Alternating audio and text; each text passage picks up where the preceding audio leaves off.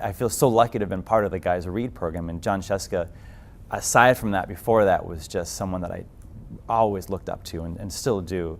And to be involved in creating some short stories for Guys Who Read has been really cool. In fact, Lunch Lady wouldn't exist if it weren't for the Guys Write for Guys Read book, because when Jon asked me to be a part of that, you know, the parameters were to reflect on your relationship with reading or creativity from when you were a kid to now.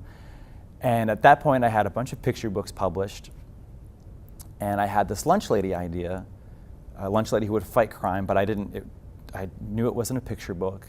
I've been trying to write it as a chapter book, and that wasn't working. And so for this Guys Read book, I wanted to re-illustrate something I had created as a kid.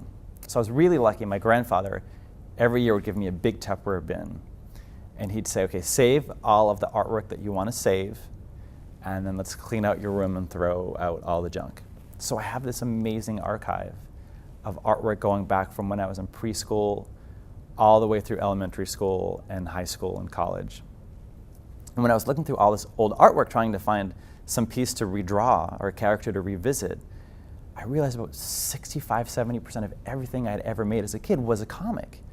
But when my picture book career took off, I stopped making comics. So this comic that I wrote in the 5th grade called Lightning Man, who ironically had yellow gloves.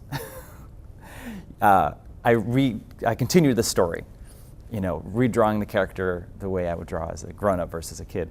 And I just fell back in love with that format of comics. And I thought, this is perfect for the story I'd been working on about a lunch lady who fights crime.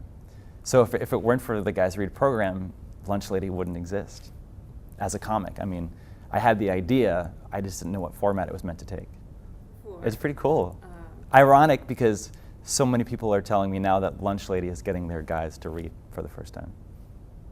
And I'm getting guys to read about a superhero who's a woman, and they have no idea.